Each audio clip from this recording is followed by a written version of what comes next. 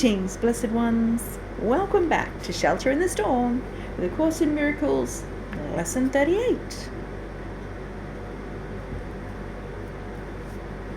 We're up to Part 3 of Chapter 3, Perception versus Knowledge.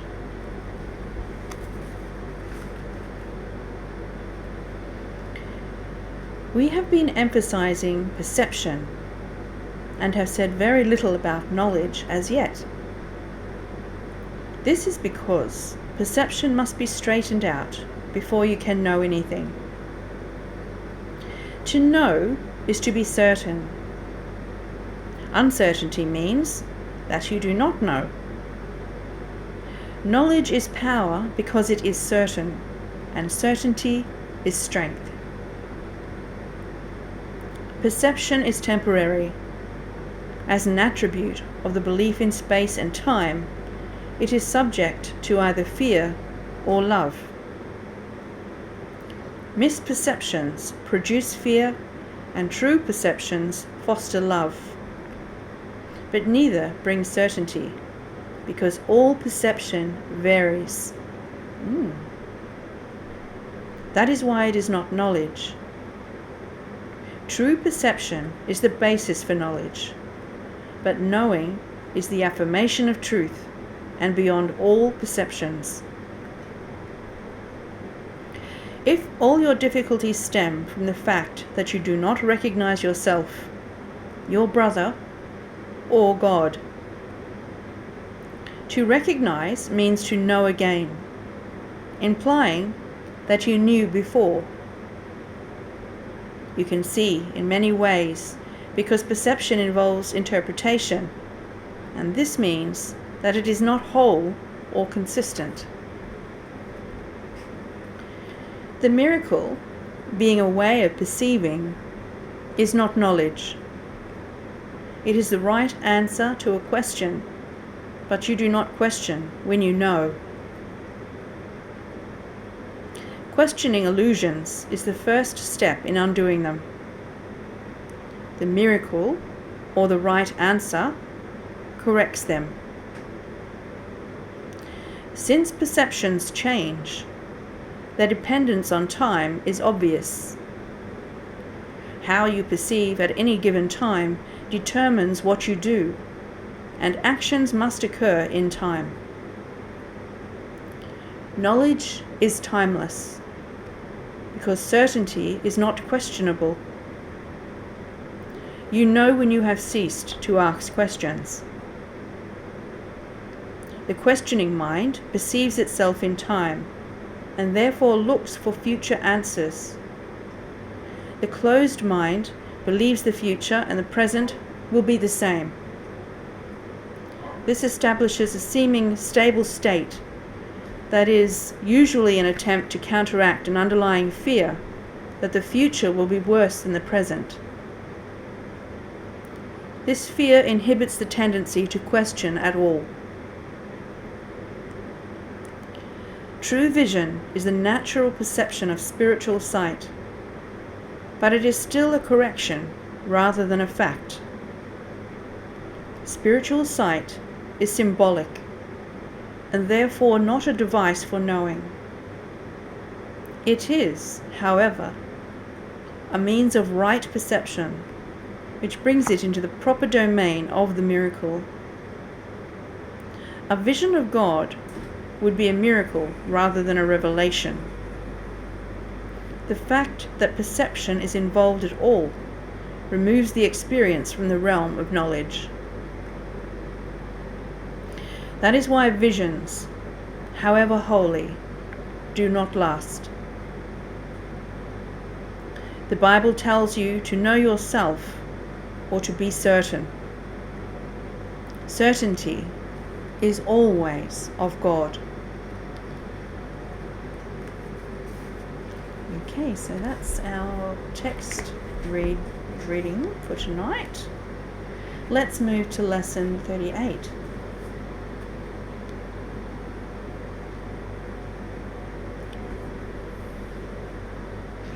There is nothing my holiness cannot do. Your holiness reverses all the laws of the world. It is beyond every restriction of time, space, distance, and limits of any kind.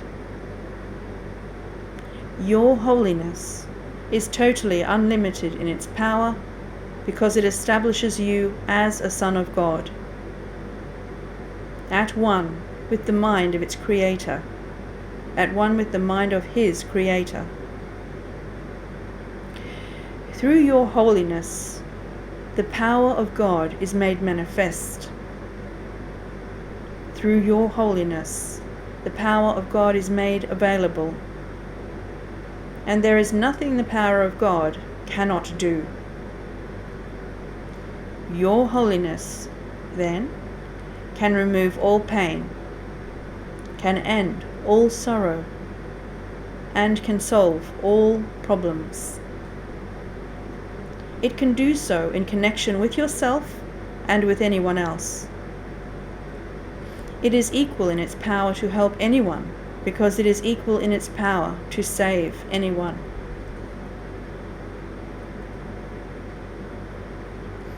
If you are holy, so is everything God created. You are holy because all things He created are holy. And all things He created are holy because you are. In today's exercises, we will apply the power of your holiness to all problems, difficulties, or suffering in any form that you happen to think of, in yourself or in someone else. We will make no distinctions because there are no distinctions.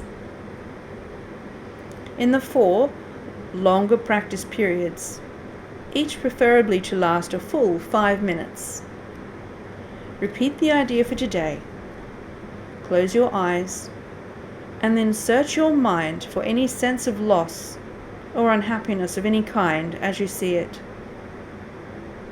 Try to make as little distinction as possible between a situation that is difficult for you and one that is difficult for someone else. Identify the situation specifically and also name the name of the person concerned. Use this form in applying the idea for today. In the situation involving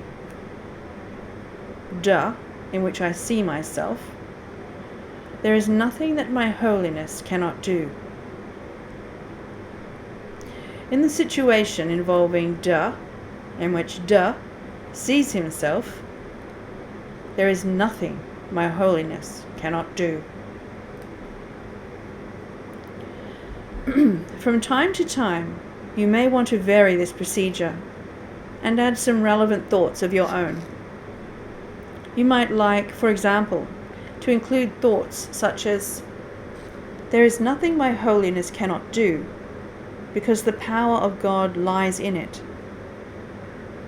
Introduce whatever variations appeal to you, but keep the exercise focused on the theme, there is nothing my holiness cannot do. The purpose of today's exercises is to begin to instill in you a sense that you have dominion over all things because of what you are. In the frequent, shorter applications, apply the idea in its original form unless a specific problem concerning you or someone else arises or comes to mind. In that event, use the more specific form in applying the idea to it. So there's lesson 38, how to do it. Let's finish off with Jesus' commentary for lesson 38. There is nothing my holiness cannot do. I'll try and hold it in the middle.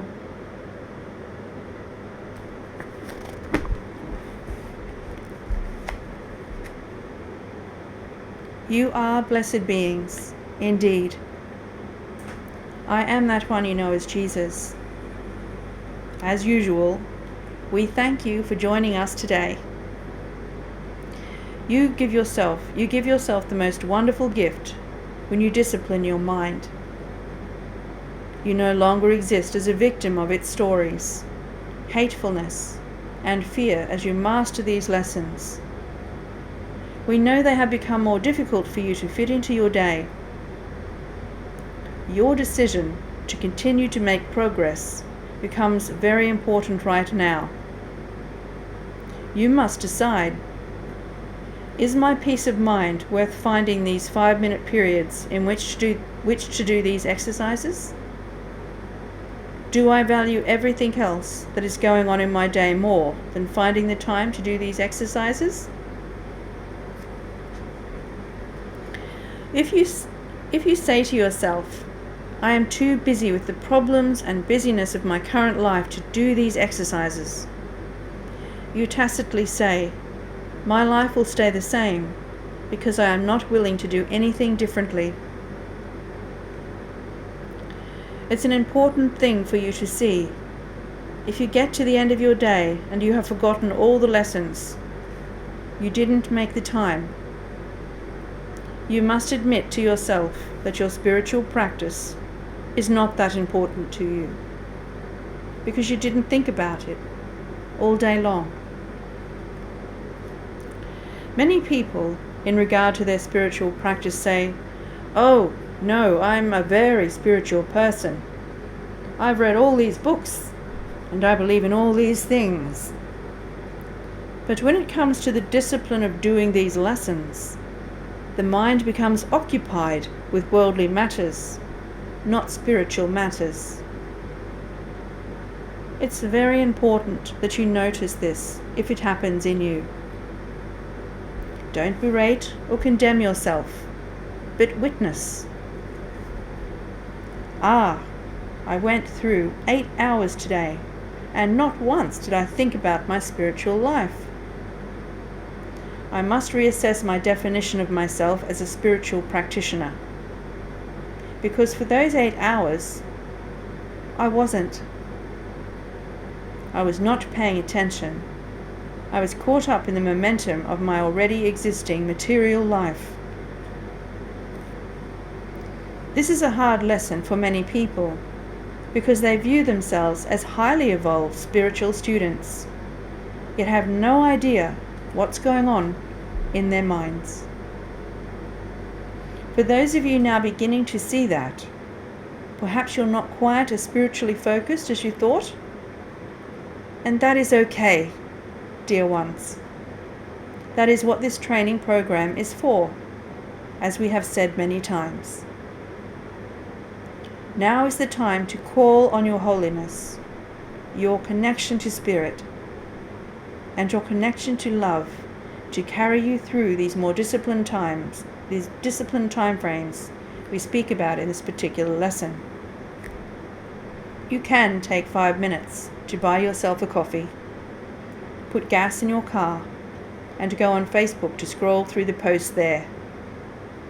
So allow yourself the luxury of taking 5 minutes to connect with truth.